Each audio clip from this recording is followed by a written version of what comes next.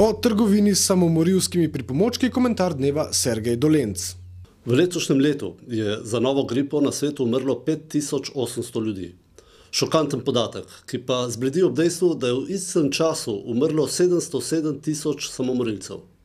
Gledališka predstava Tunel, trgovina s samomorilskimi pripomočki, ki je nastala po istoimenskem romanu Žige Valetiča v izvedbi gledališke skupine kulturnega društva Pameče Troble, je svojevrsten odgovor tudi na ta podatek. Problema suicidnosti se loteva z enim najmočnejših orožij, s humorjem.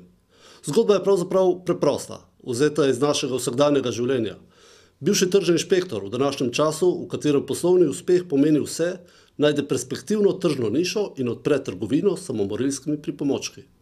Prodaja je odlična, kupcev ne manjka, žal pa izdelki nekako ne upravičijo zaupanja.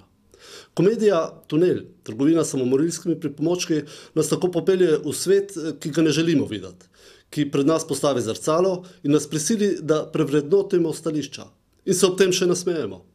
Do zadnjega kotička polna dvorana na včerajšnji premieri v Slovenj Gradcu in izjemno pozitiven odziv gledalcev je nam, ustvarjalcem te predstave, potrdil, da v Sloveniji še kako potrebujemo tovrstne trgovine. In prepričan sem, da jih bomo v prihodnjih mesecih odprli še kar nekaj.